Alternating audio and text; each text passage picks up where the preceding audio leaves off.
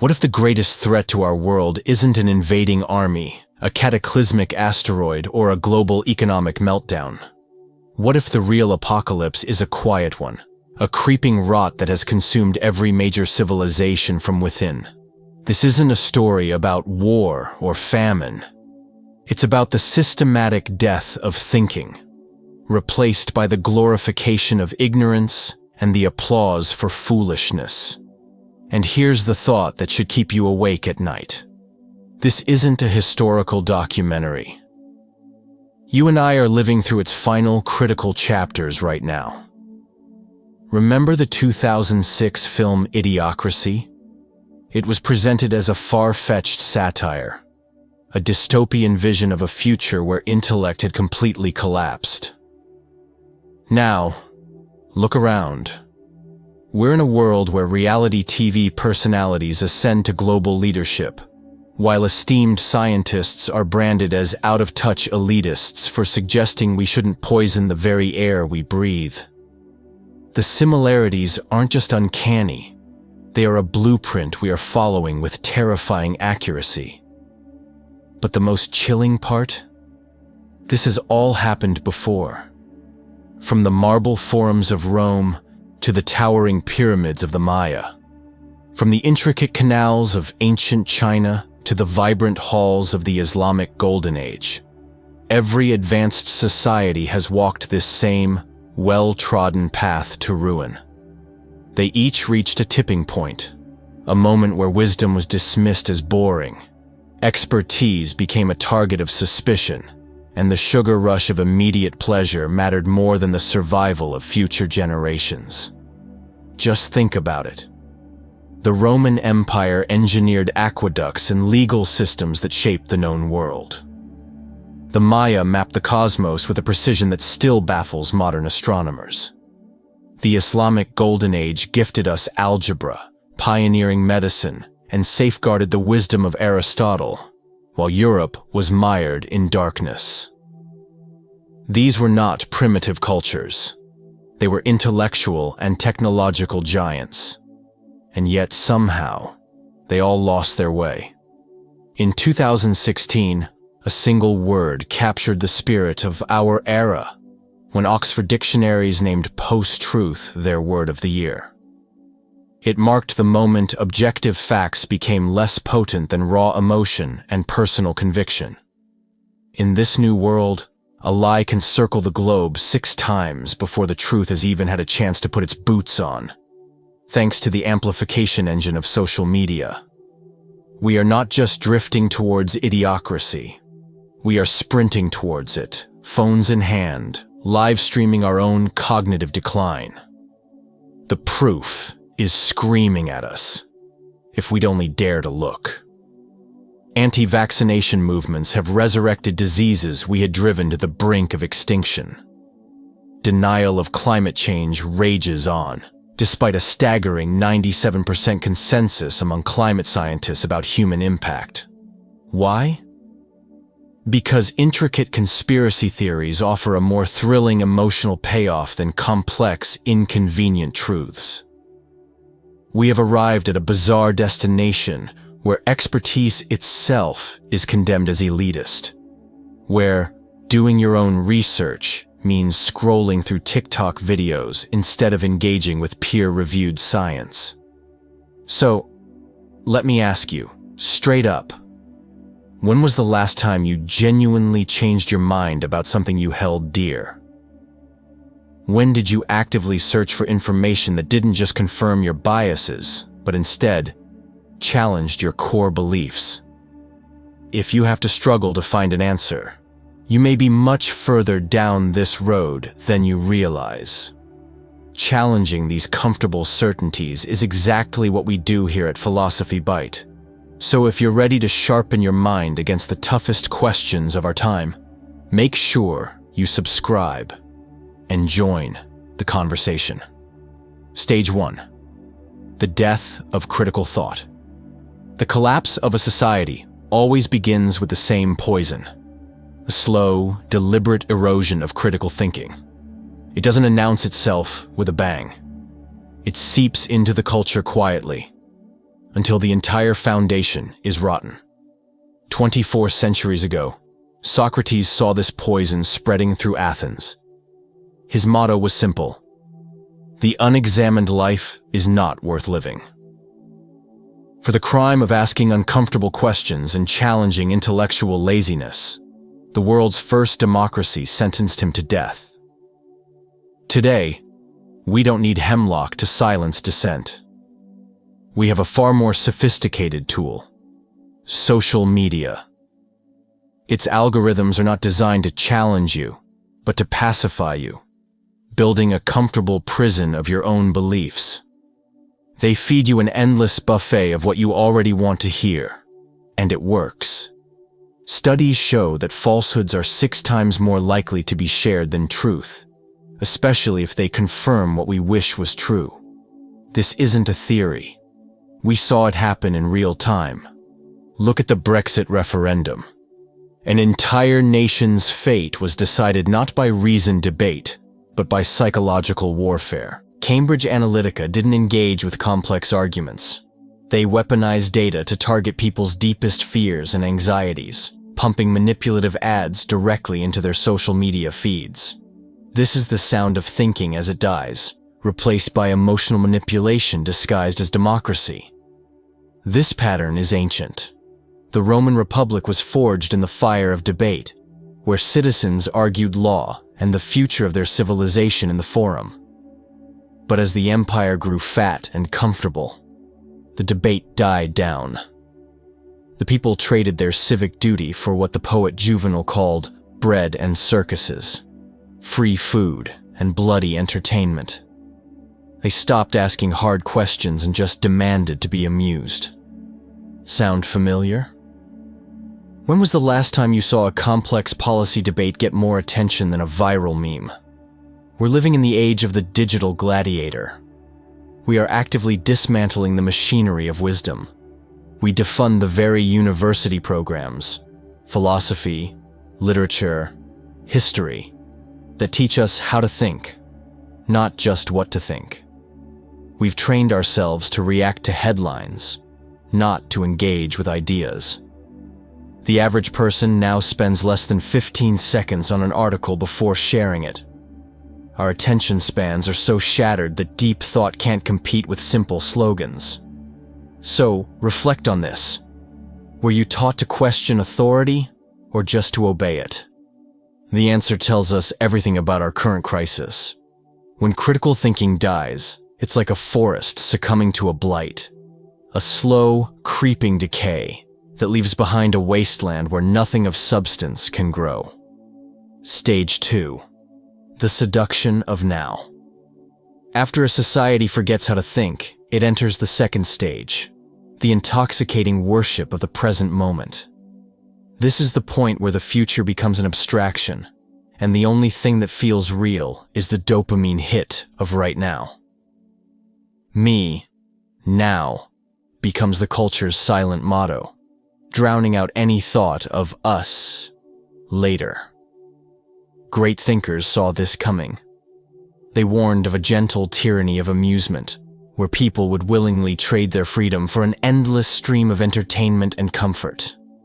They wrote of the last men, a new breed of humans so obsessed with security that they lose all capacity for greatness, for sacrifice, for anything that requires looking beyond their own lifespan. They blink in confusion at concepts like love, creation, or ambition, because all they crave is ease. History provides a haunting blueprint in the Mayan civilization. Here was a culture that engineered magnificent cities and mapped the movement of distant stars with breathtaking precision. Yet, as they stripped their lands bare, they faced a simple choice: their immediate, lavish lifestyle or their long-term survival. They chose comfort. Despite clear signs of deforestation and soil erosion, the elites kept building monuments. They possessed the genius to predict an eclipse centuries away, but they lacked the wisdom to save themselves from a catastrophe happening right under their feet. Today, we are standing in our own Mayan moment. It's called climate change. We have more data than any society in history, with models that predict our future with terrifying accuracy. Yet, our response is paralyzed by short-term thinking, quarterly earnings reports, and 4-year election cycles. Let me ask you a question that cuts to the bone. If you knew with absolute certainty that your choices today would determine whether your grandchildren inherit a stable world or a world of chaos, would you change how you live? If the answer is yes, then why haven't you? Look at the 2008 financial crisis. Wall Street executives knew the products they were selling were a house of cards. They called them toxic waste in their own emails. But the short-term profits were astronomical, so they continued, right up until the moment the system imploded, wiping out the savings of millions. When the crash came, who got the bill? You did. Who got the bonuses? They did. This is our system's core logic. Privatize the immediate profits and socialize the long-term pain. We have engineered a world that rewards short-term greed and punishes long-term vision. The psychological patterns that destroy civilizations begin with simple individual choices, repeated millions of times. The choice for convenience over sustainability, for what feels good now over what is right for the future. Stage 3. The war on expertise. The final stage is the most dangerous. This is when a civilization doesn't just ignore wisdom, it declares war on it. The astronomer Carl Sagan saw this coming decades ago. He identified the central, terrifying paradox of our time. We have built a world that is completely dependent on science and technology. Yet we have raised a population that is increasingly ignorant of and hostile towards both. This, he warned, is a prescription for disaster. When a society is powered by knowledge it no longer understands, it becomes fatally vulnerable to charlatans and demagogues who offer simple answers to complex problems. History gives us a tragic example in China's Ming Dynasty. For centuries, they commanded the most advanced naval fleet on the planet. Their treasure ships were marvels of engineering. But a new generation of leaders came to power who saw the outside world not as an opportunity, but as a threat. Driven by suspicion, they made an unthinkable choice. They burned their own fleets and turned their back on the world. The Ming Dynasty wasn't conquered by a foreign power. It committed intellectual suicide, rotting from the inside out. Today, we see the same impulse everywhere. Trust in our scientific institutions is in free fall. We just lived through the ultimate proof, the COVID-19 pandemic. We possess the most advanced medical capabilities in human history. Yet millions chose to trust conspiracy theories from social media influencers over the advice of Nobel Prize-winning scientists. People died because they believed a Facebook meme over their own doctor. A horse dewormer was championed with more passion than vaccines built on decades of research. This wasn't just ignorance. It was active hostility toward knowledge itself. Basic public health measures, like wearing a mask, were warped from a medical precaution into a political loyalty test. So, here is a moment for brutal honesty. You trust a mechanic to fix your car's engine. You trust a pilot to fly you through a storm. Now ask yourself, why do you trust them, but not the 97% of climate scientists who are screaming a warning? What's the real difference? Is it truly about the evidence? Or is it about whether their expertise threatens a convenient belief you are not yet ready to question? The death spiral. This is where the pattern locks into a true death spiral. The 3 stages are not a sequence. They are a self-reinforcing vortex that pulls a civilization under. It works like this. The less you think critically, the more you crave the sugar rush of the present moment. The more you live for the now, the more you resent the slow, patient work of real expertise. And the more you attack expertise, the more catastrophic your decisions become, leaving you desperate for a simple answer. And the spiral tightens.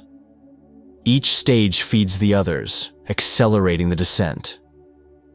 Climate change is the final exam for our civilization, and it's a test where all three of our failures converge. It demands critical thinking, long-term planning, and trust in science, the very things we've thrown away. And here's the truly terrifying part of the spiral. Disaster doesn't always wake people up. In many cases, it makes them double down on their denial. When people are in crisis mode, they don't have the patience for complex solutions. They want a scapegoat to blame and a strong man to promise a quick fix. This is how great societies die. Not in a sudden cinematic explosion, but in a slow, grinding decay. It's a quiet descent where each problem makes the next one impossible to solve. Rome didn't fall in a day. It bled out its civic virtue. The Maya didn't vanish. They slowly starved themselves of the future. So the question is, where are we in that spiral? Are we Rome in 400 AD, cracking jokes as the foundations of our world crumble? Are we the Maya in 800 AD, so lost in our own immediate dramas that we can't see the impending collapse? Breaking the cycle, the path of renewal. But the death spiral is not destiny, it is a choice. And history shows that some civilizations, standing at the very edge of the abyss, choose to pull back. They find a way to regenerate, to reignite the flame of critical thought, and to rebuild their capacity for wisdom. The Renaissance is the ultimate proof. Imagine an entire continent pulling itself out of a dark age where knowledge was hoarded and questioning was heresy. What changed? It wasn't one leader or one invention. It was a revolution in values. A culture that suddenly celebrated curiosity, prized human achievement, and saw wisdom as the ultimate treasure. But here is the crucial lesson.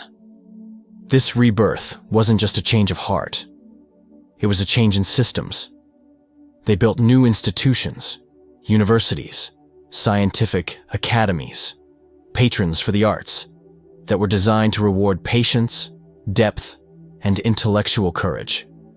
They built a world where long-term thinking was not just valued, but funded and protected. This isn't just ancient history. We see the same choice playing out today. Look at South Korea. In 1960, it was one of the poorest nations on Earth. Today, it's a global powerhouse. Their miracle wasn't built on oil or gold. It was built on a deliberate, massive, long-term investment in education and critical thinking. They chose to teach their children how to think. Now, contrast that with Venezuela, a nation sitting on the largest oil reserves in the world, yet it collapsed into chaos. Why? Because its leaders consistently chose short-term political handouts over the hard, patient work of building strong institutions. The lesson is undeniable. The fate of a nation is not determined by its resources, but by its choices. It is a conscious decision to prioritize long-term vision over short-term gratification. Civilizational renewal is not an accident. It is an act of collective will, powered by individuals who see the danger and commit to building something better. Which leads to the most important question of all. Are you one of those people? When you look at the intellectual chaos and partisan noise of our time, do you see yourself as a passive victim of it, or as an active participant in the solution? Because history is clear on one thing. Civilizations are not saved by spectators. They are saved by individuals who choose to act. We need specific, actionable solutions that target each stage of this decline. First, we must rebuild critical thinking from the ground up. In our schools, we need to embed metacognition, the skill of thinking about how we think, into every subject. Instead of just memorizing facts, we need to teach students how to dissect an argument, how to spot their own cognitive biases, and how to approach complex problems with intellectual rigor. Finland's education system is a world leader in this, and their students consistently demonstrate superior critical thinking skills. Second, we must build new institutions designed explicitly for long-term thinking. The nation of Wales has implemented a revolutionary Future Generations Act, a law that legally requires their government to weigh the impact of every decision on citizens who are not yet even born. Imagine if corporate boards face personal legal liability for the long-term environmental damage they cause.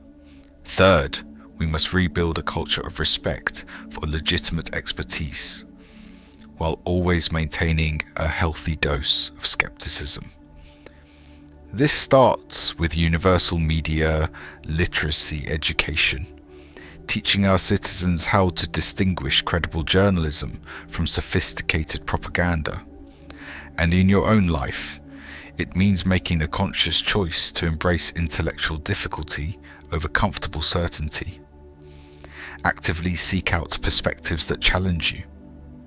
Support media outlets that prioritize depth and accuracy over sensationalism and clicks. Make your daily choices. What you buy, what you share, what you support, based on their long-term consequences, not their immediate convenience. But most of all, it requires practicing what psychologists call intellectual humility. The courageous ability to admit that you might be wrong about something you feel absolutely certain about. The choice is yours. So we stand at the same crossroads every great civilization has faced. The path of comfortable ignorance that leads to ruin, or the harder, steeper path of renewal.